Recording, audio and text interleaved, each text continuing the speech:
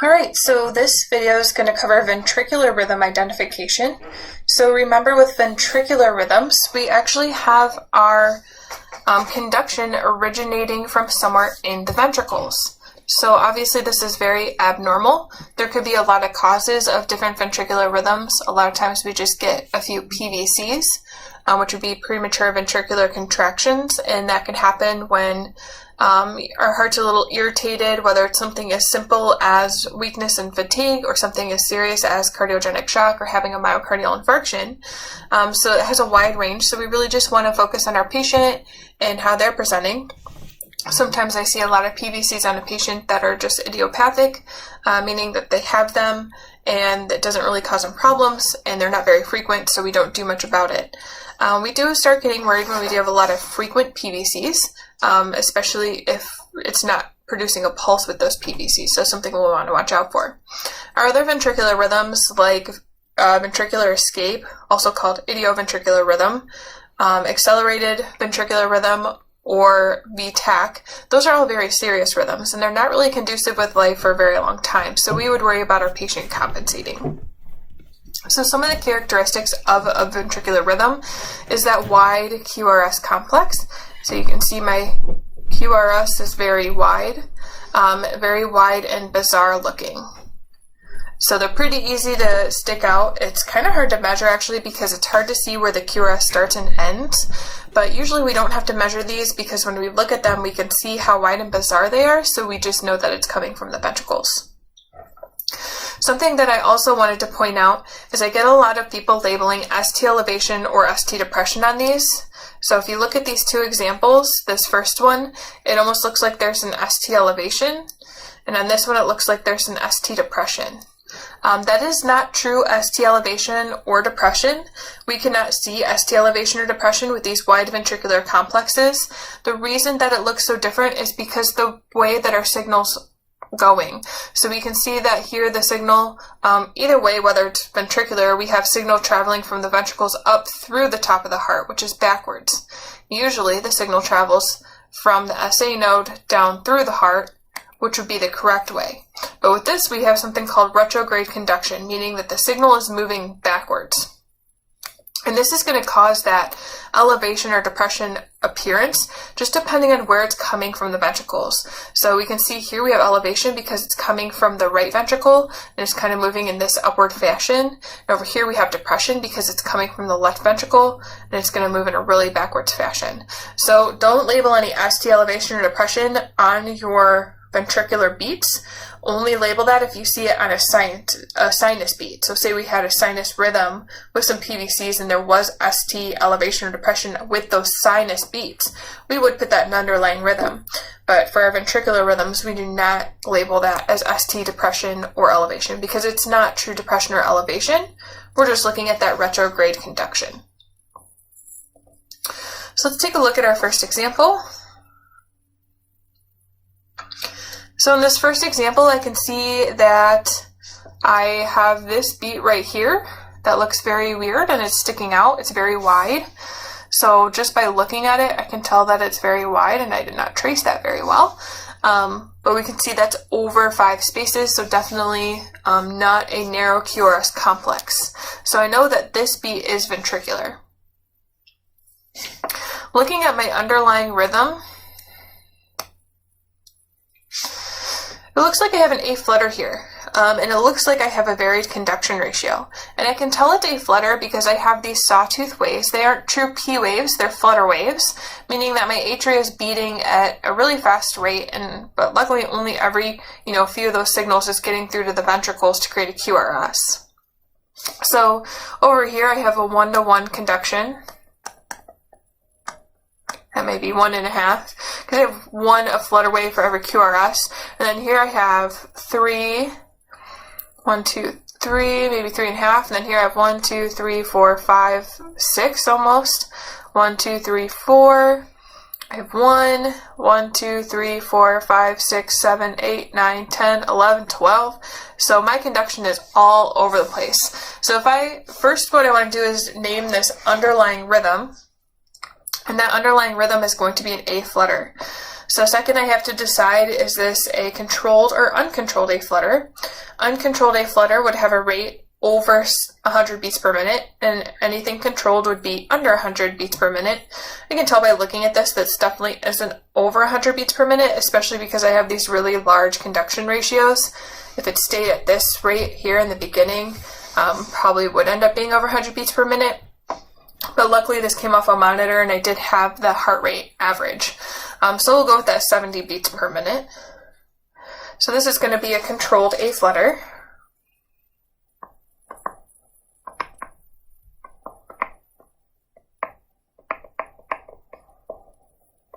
So I'm just going to shorthand that by writing AF at 70 beats per minute with a variable conduction ratio.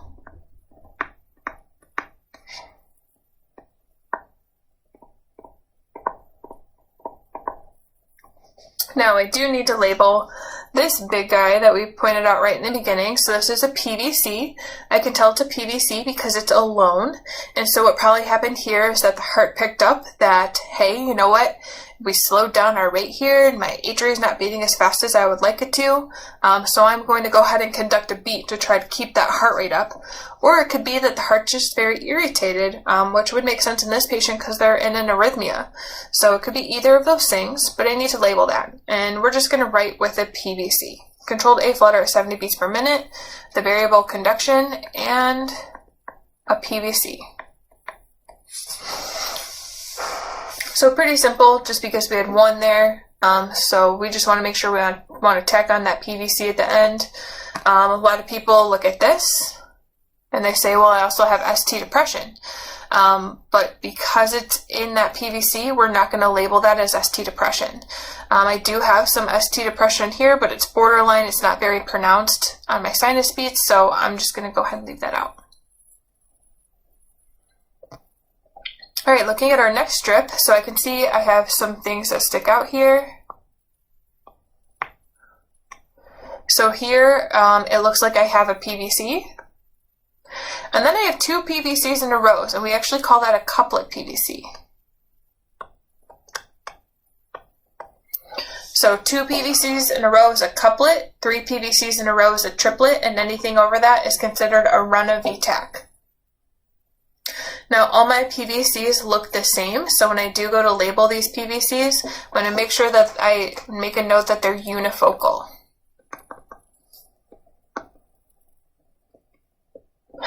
And all that means is that they're coming from the same irritated spot in the ventricle. If it was coming from different spots in the ventricle, we would have different looking PVCs, and we're going to look at an example of that coming up. But for right now, I need to look, since they're just PVCs and it's not a ventricular rhythm, I need to look and see what my underlying rhythm is. And so when I look at my underlying rhythm, so I'm looking at all of these other beats, one thing that I pick up right away is that it's irregular, kind of like the rhythm before. And I don't really have any defined P waves, and we can really see where it slows down. There's no defined P waves, and there's no defined flutter waves. If I had flutter waves, they would look very similar to each other like we have in this rhythm above, but these just kind of look like squiggles. If I stared at them long enough, I could probably try to turn them into flutter waves, right? But remember that if you glance at it and you can't see those defined P waves or defined flutter waves, it's probably going to be fibrillation waves. So here my underlying rhythm is atrial fibrillation. So you can write atrial fibrillation or AFib or atrial fib for that rhythm.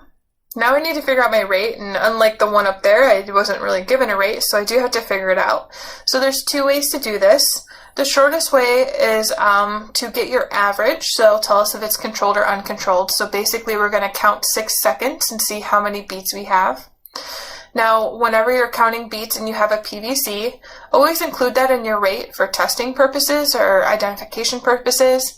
But when you actually have this patient, you're going to want to put hands on the patient, feel that pulse to make sure that these PVCs are actually conducting a pulse. Because sometimes we don't get enough ventricular filling that you wouldn't actually get a pulse conducted with these beats. So I'm going to start with the shorthand way, and I'm basically just going to count across 30 blocks here to get my 6 seconds. I got 1, 2, 3, 4, 5, 6, 7, 8, 9, 10, 11, 12, 13, 14, 15, 16, 17, 18, 19, 20, 21, 22, 23, 24, 25, 26, 27, 28, 29, 30. Alright, so from here to here is 6 seconds. So I have 1, 2, 3, 4, 5, 6, 7, 8, 9. So that gives me about 90 beats per minute for my average. Now, if I want to do a really true, accurate heart rate, I would do a range. So in this 6 second time frame, I'm going to look for my beats that are closest together and furthest from each other. So my ones closest together are probably right here. So I have 5, 6, 7, 8, 9. So those are 9 small blocks apart. And now I gotta look for my furthest. So it's between 2. It might be this PVC we have here. It'd be 5, 10, 15, 16. Sorry, 5, 10, 15, 20. It'd be 24 blocks apart. Or it might actually be between these two PVCs. Let's just get a quick count there. 5, 10, 15. So not quite. So it's gonna be this 24 over here. So that's how I'm going to get my range. So I'm just going to use my calculator. 1500 divided by 24. That gives me a lower rate of 63 beats per minute. And then I have my higher range. I'm going to do 1500 divided by 9. And that gives me 167 beats per minute. So if I wanted to find the more accurate heart rate, I would just do that range, and it would be 163 to 167 beats per minute. Just keep in mind, when you're trying to label this controlled or uncontrolled, you're going to want to look at that average to figure out if it averages above or below 100 beats per minute. So this one averages below 100 beats per minute, so we're going to call this controlled. And remember, this is just the section that we're looking at. I know at the end there it definitely speeds up. So if I had a longer strip, I'd probably see it go into AFib with RER, but I'm just working with the strip that I have. So I've controlled AFib. I'm just going to put 90 beats per minute. Alright, now I need to go ahead and label my PVCs, so that's going to be the second part of my rhythm labeling here. So I'm going to label it. I have 2 types of PVCs to label. I have a PVC standalone and a couplet PVC, but keep in mind that they all look the same, so we can call them unifocal. So I'm just going to label this with unifocal, with, I guess it's not A, because we have more than one. So unifocal PVC and PVC couplet, or couplet PVC is fine. But I do want to kind of highlight that couplet, because anytime I have 2 PVCs in a row, I am going to have a little bit of a heightened awareness, because now that irritated spot in the ventricle is firing off twice in a row, which means it's just a little more irritated than maybe if I just had an occasional PVC.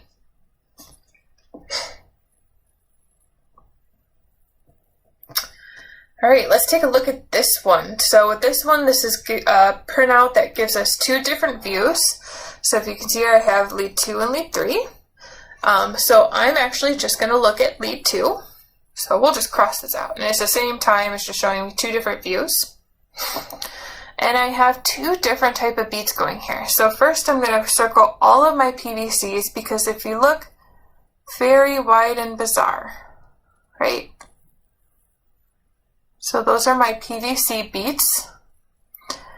So I'm going to circle them in red, and I'll erase that so you can see what the actual beat looks like. So these are ventricular because they're wide. They have a wide QRS complex. Now if I look at my other beat, I have a P wave. I have a narrow QRS complex. Definitely have a little bit of ST depression. So my QRS actually goes from here to here. P wave, QRS, P wave, narrow QRS. So looking at these ones, these are all sinus beats. So I'm going to circle the sinus beats in blue.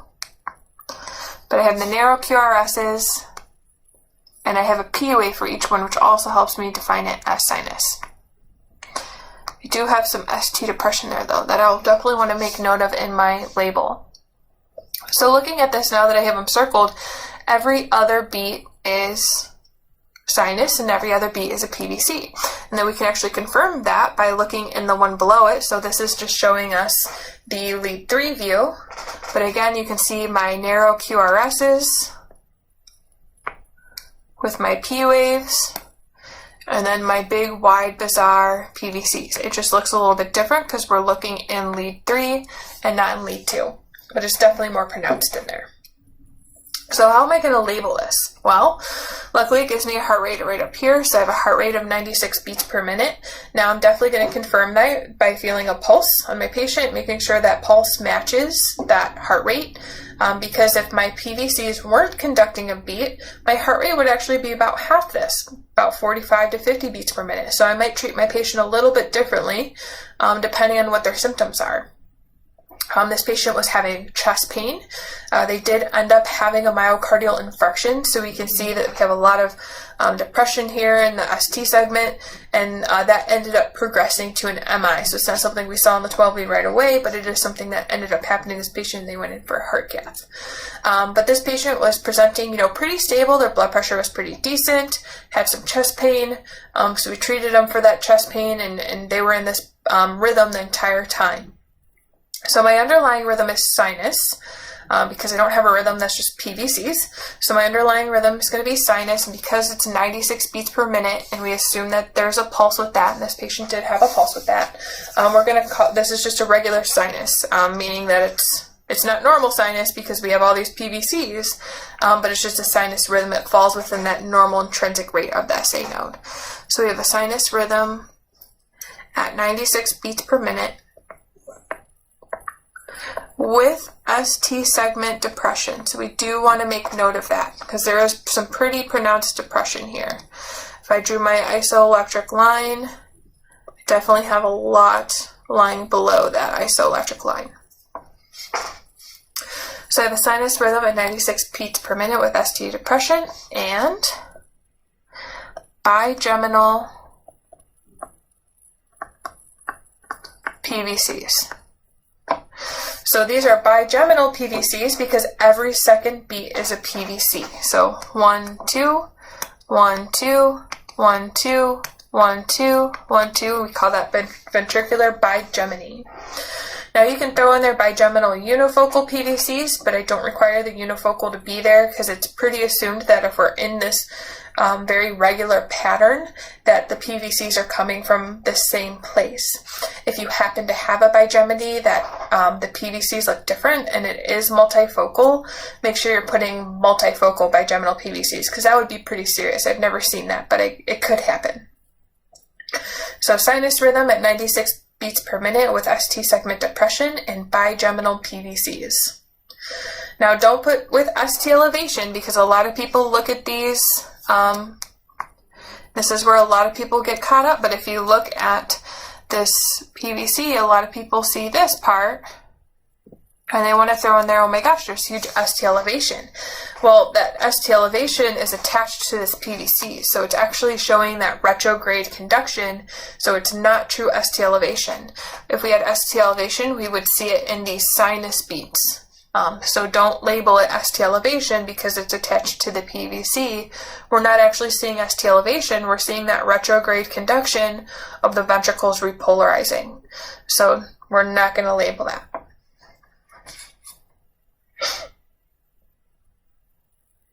Alright, looking at this next one, I do have a heart rate here, it's 56. This patient's not in good shape because we're reading it through the paddles, which is never a good sign. But when I just glance at this, that is a very wide and bizarre looking complex. And I have no sinus beats.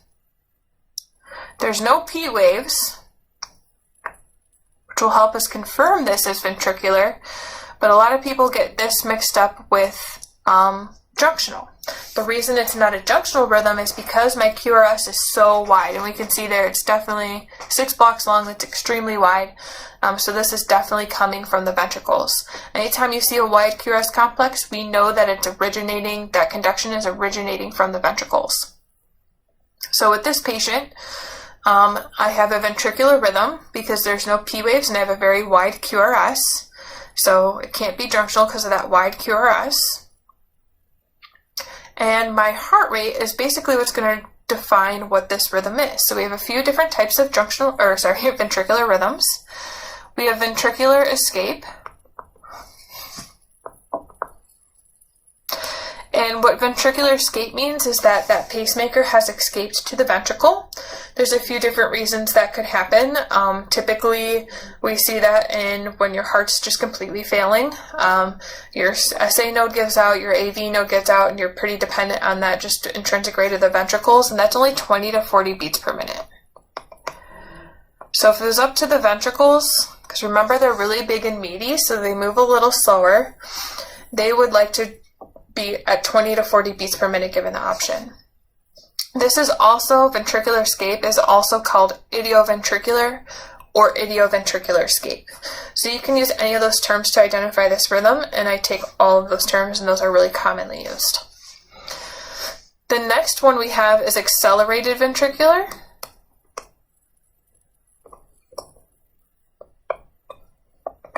And that's when we have a rate of 40 to 100 beats per minute. So it's not quite tachycardic, but it's accelerated for that pacemaker site because the ventricles only like to beat 20 to 40 beats per minute. So anytime we're above that, it's faster than that normal pacemaker site, but it's not quite VTach. It's not quite tachycardia. Typically, this rhythm is very rare. We see this in death. And actually this patient here was a full arrest. We'll also see this if a patient is speeding up to VTach or slowing down to ventricular escape. So sometimes they're just in that middle depending where they are in their cardiac cycle, if they're going into just complete heart failure or complete, heart irritation. The failure would be, down to ventricular escape, and just complete irritation would be up to VTach. So usually they're not in this rhythm for long or they're in full arrest. And that leaves us with our last one, which is ventricular tachycardia. And that's when we have a ventricular rate over 100 beats per minute. And this is when the ventricles are extremely irritated. Most commonly, we see this in heart failure or in a myocardial infarction. So those are the two most common reasons why I'll see VTach. I'll also see this before a patient goes into VFib for maybe any other reason. Or I'll see this with some types of drug overdoses, so any kind of stimulant use could also cause a VTach. Anyways, VTach is just like ventricular escape, is not conducive with life, because with ventricular escape, you're going 20 to 40 beats per minute, so you're not going to be able to live that long with a rate that low. And then in VTach, you have a really fast rhythm for your ventricles, and our ventricles, remember, they're big and meaty, and they don't like to move that fast, and we also don't get a lot of cardiac filling. So both of those rhythms are very serious, and we need to correct them. So now that I've figured out what all my ventricular rhythms are, this one's 56 beats per minute, so I need to figure out what category that goes into, and it fits in that accelerated ventricular category. So I'm just going to call this an accelerated ventricular.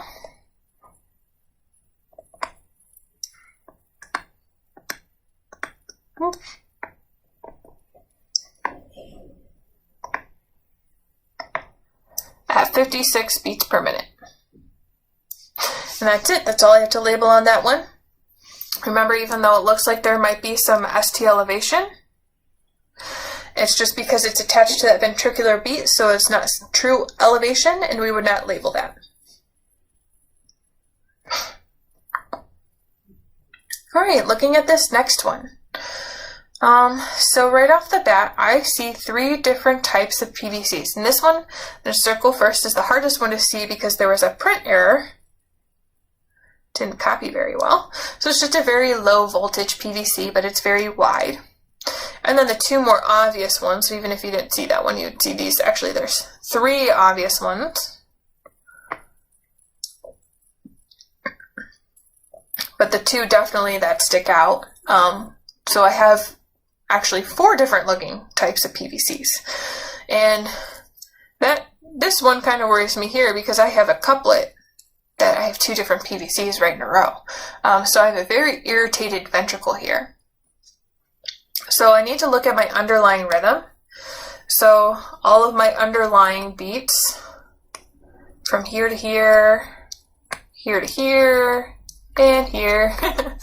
So looking at, I have the longest section right here in the beginning, so it looks irregular. It looks like I don't have any defined P waves or flutter waves. If I stared at this long enough, I could turn this into flutter. But if you really just kind of glance at it, it's just fib waves. If they were bigger, I'd call them flutter waves, but because they're so small, and especially here in this second section, definitely just flutter waves, and then we can see them again over here. Fib waves. So a lot of people tried to turn A fib into A flutter. Don't do that. If it's going to be A flutter, you're going to see it throughout the whole rhythm. So even if you were just looking at this section right here and you're saying, well, I could really turn those into flutter waves, we don't have it anywhere else. So don't try to label it something that it isn't. Don't try to think about it too hard. Remember, flutter is going to be very, very defined. So when we look at that first example, those flutter sawtooth waves stick right out. So here I definitely have an A fib. Those are just fib waves. It's irregular. It's a narrow complex. It looks like it got a little bundle branch block there that's making it a little bit wider, but it's still within the 3 small blocks. So it's a narrow QRS, and it's irregular. So those are all pointing to flutter. Fib. Oh my gosh, now I'm going to confuse the two. A fib. This is cut off, but luckily this is off a monitor, so I don't have to count my rate. We're just going to go off what it gave me, which was 80 beats per minute. So the beginning part is going to be controlled because it's under 100 beats per minute. Controlled A fib at 80 beats per minute. And now we have to add in all these PVCs. So I have multifocal PVCs going on for sure because all my PVCs look different. I do want to make mention of this couplet PVC. So I'm going to write multifocal, the first part, PVCs, and a multifocal couplet PVC. And that's just really important to highlight because the fact that I have 2 PVCs in a row that look very different and it's a couplet means I have 2 very irritated spots in my ventricle that fired right after each other. And so I would worry about this patient going into a ventricular rhythm, and it's definitely something I'm going to want to keep an eye on.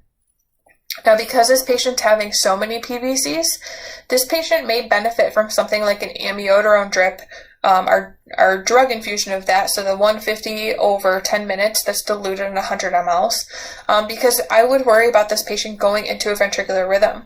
So anytime we're seeing really frequent PVCs, it's always something to consider and definitely worth a call to your med control.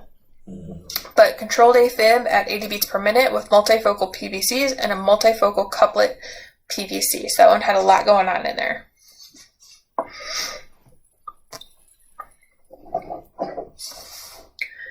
All right, so now we move on to our next patient.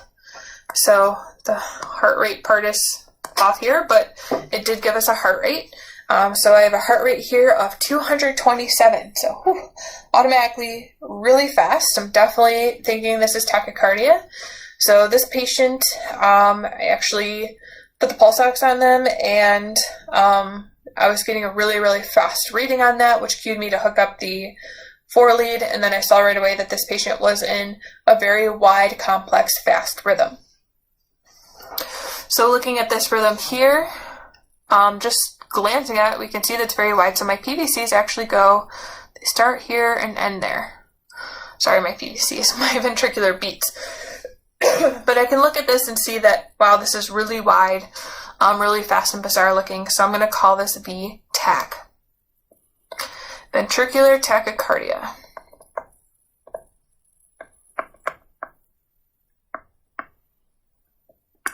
So the whole rhythm is ventricular because I don't have any sinus beats in here, and it's monomorphic, meaning that all my complexes look pretty similar. You know, they're not exact copies of each other, but they don't vary at all.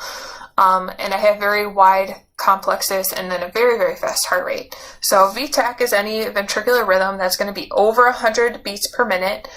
Typically, though, when I do see VTACs, they're pretty much anywhere from like 160 to 220. This is one of the faster ones that I've seen, but I have seen a couple that were even a little faster than that. So a patient was extremely unstable because, even if you just think about the fact that their heart is beating 227 beats per minute, even if they weren't in VTAC, that would be extremely, extremely serious, and we would not get good cardiac filling in there. So this is definitely a rhythm that we'll want to fix, whether it be via medication or electricity. So this patient ended up getting a little bit of both. They got shocked and they got a little bit of medication. But to label this, ventricular tachycardia at 227 beats per minute. So that's how we would label that. We don't have to put uncontrolled or anything because tachycardia is right in the name. And anytime you see VTAC, some red flags should be going off because this rhythm is so unconducive with life. Again, we're not going to put that ST elevation because we can't see true ST elevation on a ventricular rhythm. The only time you should actually be doing a 12 lead on a VTAC is if they're very, very stable. I only had maybe 1 or 2 patients that were really stable in VTAC. We worry about them becoming unstable very, very quickly. In fact, both patients I had, one stayed stable because we were able to fix the rhythm, and another one just rapidly became unstable because they were in VTAC and their blood pressure just started dropping. So all the 12 lead will show you is VTAC in, 12 different views, but they'll all still be wide complexes. You won't see any ST elevation. So if your patient is very, very stable and you want to take time to do a 12 lead, you can certainly do that.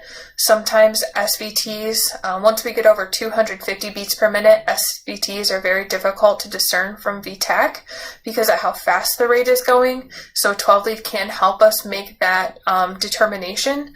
But the way that I look at it is we'll treat it as VTAC if it looks like VTAC because the amiodarone can actually help slow down the SVT as well. So you're kind of killing 2 birds with 1 stone there. And again, that's usually when it gets hard to determine between the two. You're at rates over 250 beats per minute. And at that point, your patient's probably not stable and you're probably going to be using electricity anyways. So is it VTAC or SVT at that point? Ultimately, your patient's going to get the same treatment. So call it what you think it is, and then make sure you just treat your patient if they're symptomatic. So typically with these, you do want to do a 12 lead if you're able to convert this to a sinus rhythm. So we used electricity on this patient and some medication. We were able to get this into us. I think this patient actually wanted an AFib. But at that point, because we had a narrow QRS complex rhythm, we were able to do a 12 lead and discern that there was no heart attack going on. They actually just had very bad heart failure. But again, don't waste your time doing a 12 lead if your patient's unstable. I've actually had a situation when I was working as an ER nurse and the crew took time to do a 12 lead and they called med control to confirm what kind of medication they were going to use. And halfway through the 12 lead, their patient coded and it actually came over the system that way when they sent in their 12 lead. So make sure that you're treating your patient if they're unstable first before doing that 12 lead. All right, our next one that we have here. So I got a few different things going on. It's a little hard to see just because the way it's printed out. So right off the bat, I can see these really wide complexes, right? So those are going to be definitely ventricular. Let me fix that circle because I just drew right over the other beat. And then I do have some regular sinus beats in here. So if I look, I have my P wave. I've got a nice narrow normal looking QRS, a T wave. There's a little bit of depression, but it's actually only about a block. So I'm not even too worried about that depression. It's only a black low, so we're not even going to worry about it. Probably, going to get depression because we have a lot of PVCs going on. So looking at this rhythm, my blue circles are my sinus beats. So I have a sinus beat, my second beat is sinus, and then my third is going to be ventricular. 1, 2, 3, 1, 2, 3. So it goes in that pattern. I do have a pulse up here. Let me find it. Pulse is here, 67, not what's circled. That's actually the pulse that the blood pressure gave me, which isn't always accurate. So the P is just cut off there. We do have a pulse of 67 beats per minute. Now remember, we do want to be hands on the patient, making sure that that PVC is in fact conducting a pulse. Typically they do, but the one time we don't check is when it's not going to be, and our patient would actually be bradycardic. So always make sure you're checking. So I can tell this is a PVC, these red circled ones, because it's very, very, very wide. And they're huge. They're actually very wide and bizarre looking. And I'm sorry, I didn't need to draw that in blue.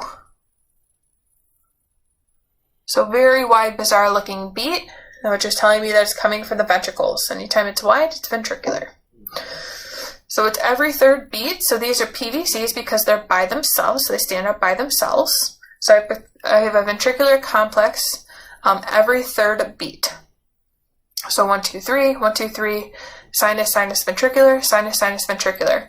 The reason they're PVCs, meaning premature, is we can tell that it does come a little bit early. So if I look the spacing between these first two beats, and then the spacing between this and the PVC, it does come a little bit early. So basically my ventricles are a little irritated. It doesn't really think the heart's beating fast enough for whatever reason.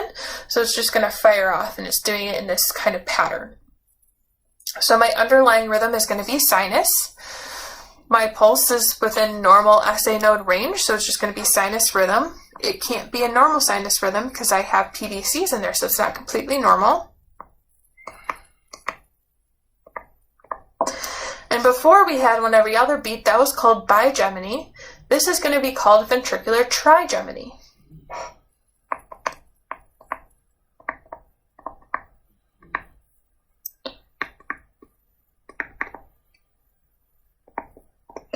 There's a few different ways to write this. So you can write ventricular trigeminy, trigeminal PVCs is probably the more common one.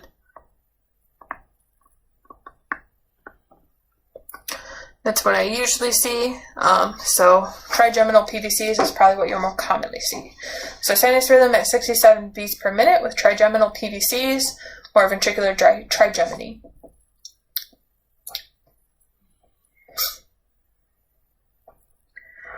All right, so now looking down here, so right away I noticed that my rhythm is irregular. I could just tell, like, just looking at those, beats here. These are narrow QRSs over here, so these are coming from above the ventricles. But I can tell they're kind of close together, so they're probably it's kind of a faster rate, but it is irregular. I don't see any definable P waves in there, so it's going to be flutter. So if I zoomed in on that, it would be a little shaky. We could definitely see it in here with a little bit of the flutter. Also the fact that it's irregular, so this is all pointing to AFib. So I know my underlying rhythm already is AFib. The weird part is this part. So I have wide complex, wide complex, wide complex, wide complex. And what this is a run of V-tach. So anytime we have more than 3 PVCs in a row, we call that a run of V-tach. If I just had 3, I could call it a triplet.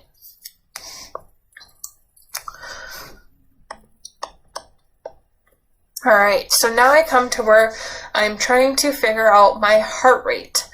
So there's a few things to do this. So if I had a nice like sinus regular rhythm as my underlying rhythm, I would just count the rate with the sinus rhythm, meaning I would just look at my intervals, divide by 1500 and do it that way. Or you can just do your average. So I'm actually going to count this way for my 30 blocks because I want to include that V-tach in there because that's the portion that I'm looking at. So 1, 2, 3, 4, 5, 6, 7, 8, 9, 10, 11, 12, 13, 14, 15, 16, 17, 18, 19, 20, 21, 22, 23, 24, 25, 26, 27, 28, 29, 30. All right, so my 30 seconds is from here to here. So this gives me a good average. 1, 2, 3, 4, 5, 6, 7, 8, 9, 10, 11, 12, 13. So this is a little fast. My average heart rate for the 6-second strip is about 130 beats per minute. Now again, you could do your range like we did on the earlier AFib one where you would just take your closest together, which would probably be this VTach area, and then your furthest from each other and get a nice range. But this is a little bit quicker of a method, and also I know that my average is now in that uncontrolled area. So underlying rhythm is going to be uncontrolled AFib. It's not AFib with RVR because it's not averaging over 150 beats per minute. It's just uncontrolled AFib. And then I want to do my with a run of VTach. That was supposed to be a U. Sorry, that was a terrible U. It's hard to write on a vertical surface. So uncontrolled AFib at 130 beats per minute with a run of VTach. So really important that we note that. So this patient pre-hospitally, if I had this patient, they're having runs of VTach. They're probably having more than just this run. I would definitely start amiodarone drip on this patient because I don't want that run of VTach to start sustaining and my patient goes into VTach. So definitely be mixing up that 150 milligrams of amiodarone and 100 mLs. That will give over 10 minutes to keep this from happening. And in my experience, when I start running that, usually the runs of VTach will actually disappear pretty quickly. I've only had one time where the runs of VTach kind of persisted, but they never went into VTach, so I figured it was doing its job.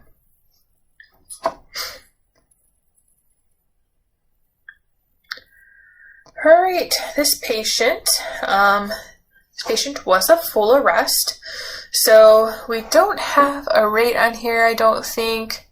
Must have missed that part, but it's about 20 beats per minute.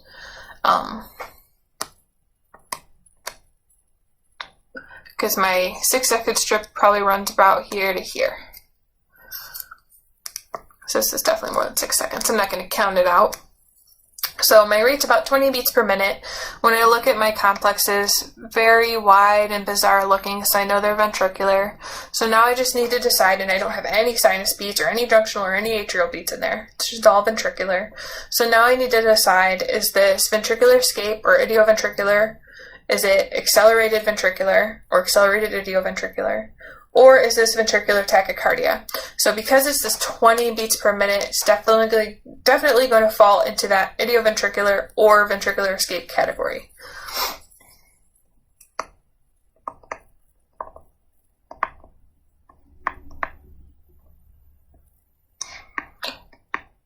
So I have ventricular escape rhythm at 20 beats per minute. Kind of added my P and my N together there. All right. And like I said, this is also called idioventricular rhythm.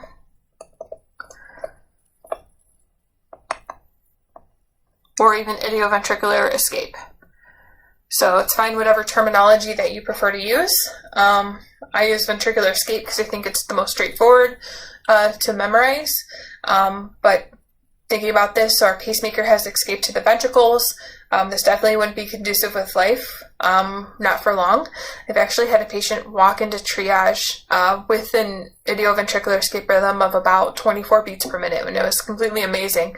But he, went down very, very quickly. But he was compensating very well. So sometimes this can catch us by surprise. Usually I see this rhythm in the death process. So the patient is either DNR or we get there and they're in full arrest and we put on the monitor and this is what we see. So we can try to fix this and pace this, but ultimately they're probably going to go into a full arrest. And I think this one actually was a full arrest. So ventricular escape rhythm at 20 beats per minute. Very, very serious. Remember, we're not going to label ST elevation here because we cannot see ST elevation or ST depression with any ventricular beats.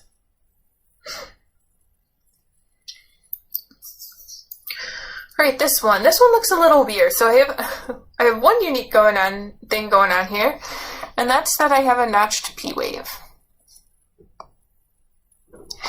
So notched P waves can happen if we have right atrium enlargement. So it's just like one of those weird things that we can kind of see with right-sided heart failure or right atrial enlargement, whether it be a valve problem or the, they have a history of it or whatever. So very, very rare that we see that. It's still going to be a sinus because it's still considered a P wave. So don't let it throw you off. It's just a notched P wave, and that's why it looks kind of goofy. So when I look at my rhythm here, I have P wave, QR. Oh, wow, I just drew all over that. I've got my P wave, got my QRS. It's about 3 blocks, but it's still narrow. And a normal looking T wave. I do have some ST segment depression. Looks like to be about 2 blocks, so we are going to want to label that. So looking at this is sinus beat, sinus beat, sinus beat. And then even here, so you'll see I have my P waves. It's just that notched P wave. Then my QRS. So this is sinus. And then I have a PVC happening right after that. So this is what we call, this is a PVC. So there's no P wave to this complex right here. And it's happening right after that T wave. So the PVC is just really, really close to that sinus complex. So with this, we just will label it as a PVC. So really in labeling this rhythm, it's pretty simple. Even though it looks pretty goofy, it's just going to be a sinus rhythm at 90 beats per minute with a PVC. But if I saw this on my patient, I would definitely take note of how close this PVC is to that T wave. Because what we could happen is an R on T phenomenon. Basically with a PVC, it's an R wave because our ventricles are depolarizing.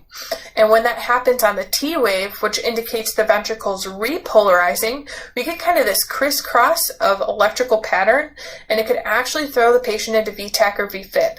So I would see that and I would be very worried, like, wow, these ventricles are so irritated. It's beating really close to when they're supposed to be repolarizing. And this could throw my patient into an arrhythmia. So it's just something I want to make note of, which is why I put this example in here. But whenever we get our PVC that's really close to the T wave, we definitely want to make sure we're keeping an eye on that cardiac rhythm to make sure we don't have an R on T phenomenon.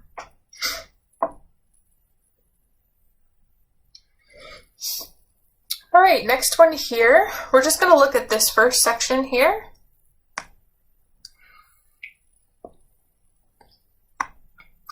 So it's not a 6-second strip, but it actually doesn't really matter because this is not going to be countable. So when I look at this, it looks like I just have really random firing of the ventricles. I don't have any defined QRSs like I would in VTach, which would be more of a more patterned rhythm where I could actually pick out my QRSs. This is just kind of all over the place. So this is going to be VFib, Ventricular Fibrillation. And this is when the ventricles are pretty much just shaking. Now this is really coarse VFib because this patient had actually just coded in the ambulance. So they were only about probably a couple seconds into their code. So we still had a lot of electricity to work with, which made it a really coarse VFib. As time goes on and the patient remains in VFib, their electrical conduction is actually going to start decreasing because their heart's not getting oxygen because we're not getting good heart beating here and good oxygenation, and it'll turn into fine VFib, which will just be a smaller shaking. So it would look like that. And we would just call that still VFib, but we would just note that it's fine. I'd rather have a patient in coarse VFib because it means I still got a lot of electrical conduction there to work with. I just need to fix it. Whereas if I have a patient in fine VFib, I know we're probably a little, few minutes now that we're down and we're starting to lose that electrical conduction. So it's going to be harder to fix. Now, ventricular fibrillation, we don't have to put any rate with that. So you're just going to write it as the rhythm is ventricular fibrillation. Or I just shorthand it as VF. Obviously on this, we couldn't count a rhythm. If you look at your monitor, it's going to just keep changing 200, 100, 120, 360, all over the place. And this is not conducive with life. So my ventricles are just shaking. They're not beating. We need my ventricles to beat to create a pulse. So this patient is going to be pulseless. Now always check your pulse on your patient because it could be that your monitor is having difficulties. So I've had patients, I hooked up the monitor and my patient's sitting up talking to me and the monitor says VFib. I know that there's something wrong with my cable. So make sure you do check your pulse. But with VFib, we need to fix this with electricity. So you can see here, this patient was shocked, and then as soon as the shock was over, you go right into CPR. And we'll talk more about that with the algorithm. But you want to go right from your shock into CPR, and the monitor just captures that for me so I can look at it in my code summary. But make sure that you are starting that CPR right after the shock. And that's why anytime post-shock you get a really goofy rhythm. It takes a while for the heart to reset, so that's why we don't even stop to check a pulse after the shock, because it needs some time to figure out what it's going to do.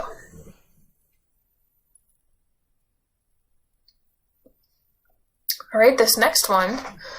So again, really wide, bizarre looking QRS complexes. They all look the same, so they're all monomorphic.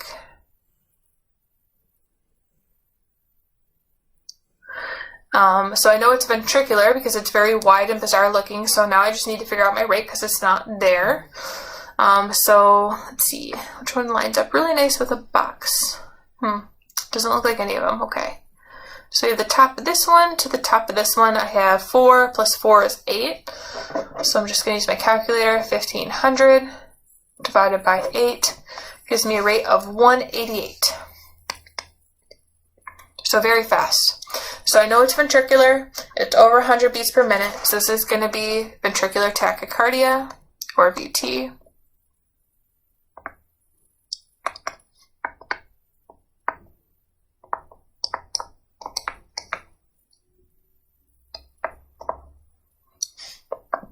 At 188 beats per minute. I actually don't know the story on this patient. It wasn't one of my patients. But again, I'd be very nervous if I saw this and the patient was still alive. Definitely something I want to fix. Or remember that this could happen in a full arrest as well, so we want to check and see if there's a pulse with this. I did want to point this out because we're going to talk about a polymorphic VTAC next, but sometimes you'll see this just written as monomorphic VTAC. I don't require you to put that monomorphic in front of it. Ventricular tachycardia is a really common term for this, but if you happen to see monomorphic VTAC, they're just referring to ventricular tachycardia, and monomorphic just means that all those PVCs look the same. Which leads us to our last example, where our PVCs don't look the same, or not PVCs, but our ventricular beats don't look the same. So in this case, and the answer's right there, so I'm going to cross that out before anyone noticed it. So in this case, we do have wide complexes, so I can see it better in the top rhythm than the bottom, and I kind of cut off what leads they were looking at. It's probably 2 and 3. But we can see here that I do have nice, uniform, wide complexes, and then they get smaller and narrower. Then it's kind of hard to count there in the middle, and then it starts widening out again. So because these all look different, this is polymorphic. And another word for polymorphic VTAC is torsades de pointe.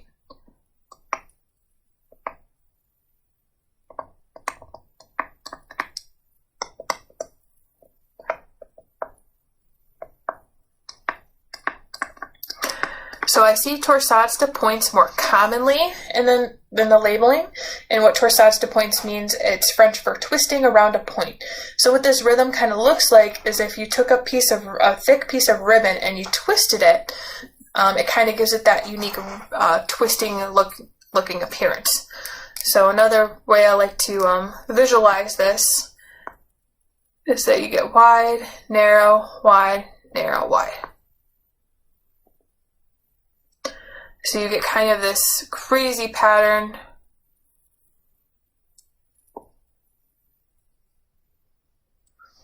of this VTAC.